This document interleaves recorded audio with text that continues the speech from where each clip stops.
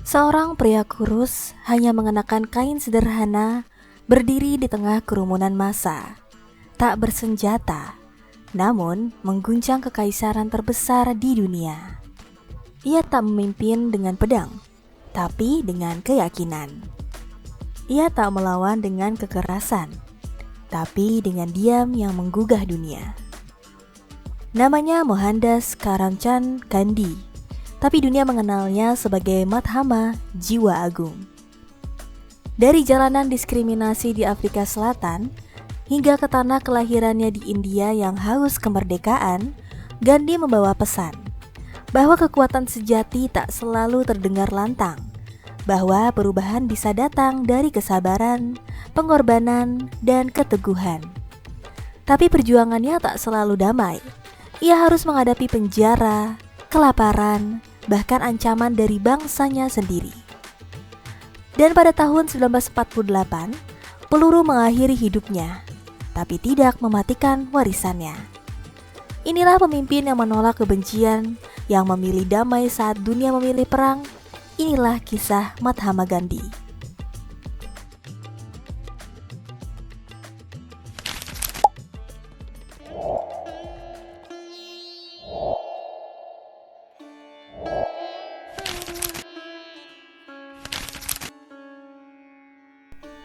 Mohandas Karamchand Gandhi lahir pada tanggal 2 Oktober 1869 di Porbandar, sebuah kota kecil yang kini terletak di Gujarat, India. Ia lahir di keluarga yang cukup terpandang. Ayahnya adalah Karamchand Gandhi, seorang dewan atau semacam perdana menteri lokal di kerajaan kecil. Sedangkan ibunya, Putlibai, adalah sosok yang sangat religius dan sederhana. Gandhi tumbuh dalam keluarga yang sangat menjunjung tinggi nilai spiritual dan disiplin moral. Ibunya adalah penganut Vaishnavisme, ajaran yang memuja Dewa Wisnu, tetapi juga sangat terpengaruh oleh Jainisme, sebuah ajaran yang sangat menekankan prinsip non-kekerasan, pantang membunuh, dan pengendalian diri. Nilai-nilai ini begitu melekat dalam diri Gandhi muda. Ia dikenal sebagai anak yang tenang, jujur, dan cenderung pemalu. Namun siapa sangka, anak pemalu ini akan menantang kekuasaan kolonial terbesar di dunia. Di usia 19 tahun, Gandhi meninggalkan India menuju London untuk belajar hukum di Inner Temple, salah satu perguruan hukum paling bergensi di Inggris. Di sanalah ia mulai mengenal dunia barat, termasuk budaya, sistem hukum, dan juga filsafat. Ia membaca banyak karya tokoh-tokoh besar seperti Leo Tolstoy, Henry David Thoreau, dan John Ruskin. Tokoh-tokoh yang sangat mempengaruhi pola pikirnya tentang keadilan sosial dan perlawanan damai. Setelah menyelesaikan studinya, Gandhi kembali ke India pada tahun 1891 dan mencoba membuka praktik hukum di Bombay. Sayangnya, karir hukumnya tidak berkembang. Ia tidak percaya diri dan kesulitan menghadapi tekanan ruang sidang. Kesempatan besar datang ketika sebuah firma hukum asal India menawarkannya untuk bekerja di Afrika Selatan. Ia menerima tawaran itu dan berangkat ke sana bersama istrinya, Kasturba, dan anak-anak mereka. Perjalanan ke Afrika Selatan ini menjadi titik balik dalam hidupnya. Di Afrika Selatan, Gandhi menghadapi realitas pahit sebagai seorang imigran India. Rasialisme merajalela, warna kulit menentukan segalanya. Ia pernah dilempar keluar dari gerbong kelas 1 meskipun sudah membeli tiket, hanya karena dia orang India. Ia juga pernah ditampar dan diusir dari ruang sidang karena menolak melepas sorbannya. Pengalaman-pengalaman ini menyakitkan, tapi Gandhi tak hanya marah. Ia merenung dan mulai menyusun ide-ide perjuangan. Ia sadar bahwa ketidakadilan tidak bisa dilawan dengan kekerasan, tapi harus dengan kebenaran, keteguhan, dan moralitas. Dari sinilah lahir konsep yang ia sebut Satyagraha, gabungan dua kata dalam bahasa Sanskerta, Satya, kebenaran, dan Agraha, keteguhan.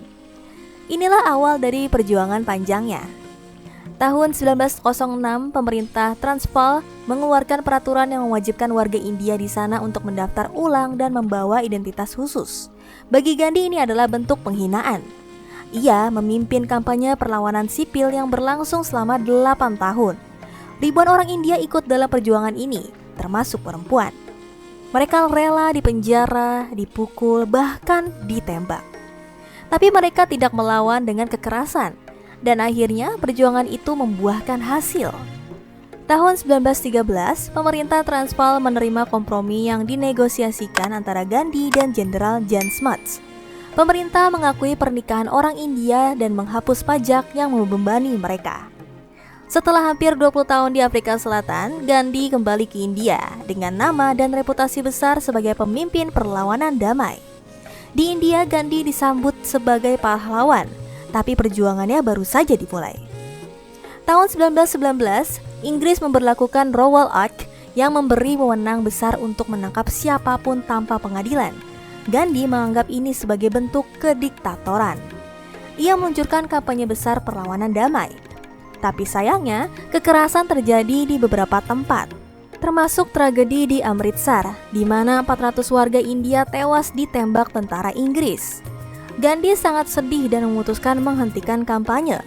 Ia selalu berpegang pada prinsip, jika ada kekerasan, perjuangan harus berhenti. Tahun 1920, Gandhi kembali memimpin perlawanan dengan prinsip non-kerjasama, menolak memakai barang Inggris, menolak bekerja di institusi Inggris, dan mendorong rakyat untuk memproduksi barang mereka sendiri, terutama kadar kain buatan tangan. Gandhi hidup dengan cara sederhana. Ia menjahit sendiri pakaiannya, makan sedikit, berpuasa, dan rajin berdoa. Gaya hidupnya menjadi simbol perjuangan dan moralitas. Namun gerakan ini kembali harus dihentikan ketika kerusuhan pecah di beberapa daerah. Tahun 1922, Gandhi ditangkap dan dijatuhi hukuman 6 tahun penjara, tapi dibebaskan lebih awal karena alasan kesehatan. Setelah beberapa tahun istirahat dari politik, Gandhi kembali berjuang. Kali ini dengan Salt March di tahun 1930 menentang pajak garam Inggris yang sangat memberatkan rakyat miskin. Namun perpecahan mulai muncul di tubuh gerakan. Tokoh Muslim seperti Muhammad Ali Jinnah merasa bahwa kepentingan Muslim tidak cukup diwakili oleh Gandhi. Ketegangan agama mulai meningkat. Gandhi pun melakukan puasa protes demi mendukung kaum tak tersentuh atau Harijan, yang ia anggap sebagai bagian dari rakyat India yang harus dilindungi. Tahun 1934, Gandhi mundur dari politik, tapi pecahnya Perang Dunia II membuatnya kembali aktif. Ia menuntut kemerdekaan penuh sebagai syarat dukungan India dalam perang. Inggris menolak dan seluruh pimpinan Kongres ditangkap. Akhirnya tahun 1947 setelah tekanan internasional dan perubahan politik di Inggris, India diberi kemerdekaan. Namun bersamaan dengan itu terjadi perpisahan India dan Pakistan. Gandhi menolak, tapi tidak punya pilihan. Kerusuhan pecah, ribuan nyawa melayang. Gandhi pun berpuasa lagi untuk menghentikan kekerasan, terutama di kota Kalkuta. Pada tanggal 30 Januari 1948, Gandhi hendak menghadiri doa malam di Delhi. Dalam perjalanan ia ditembak mati oleh seorang ekstremis Hindu, Nathuram Godse, yang menuduh Gandhi terlalu memihak pada Muslim. Kematian Gandhi mengguncang dunia. Hari itu sekitar 1 juta orang mengiringi jenazahnya. Dunia kehilangan seorang pemimpin spiritual yang percaya bahwa kebenaran bisa mengalahkan peluru dan kasih sayang bisa meruntuhkan tirani. Kalau kamu suka dengan cerita-cerita tokoh dunia seperti ini, jangan lupa like, komen, dan subscribe. Aktifkan loncengnya supaya kamu gak ketinggalan kisah inspiratif berikutnya.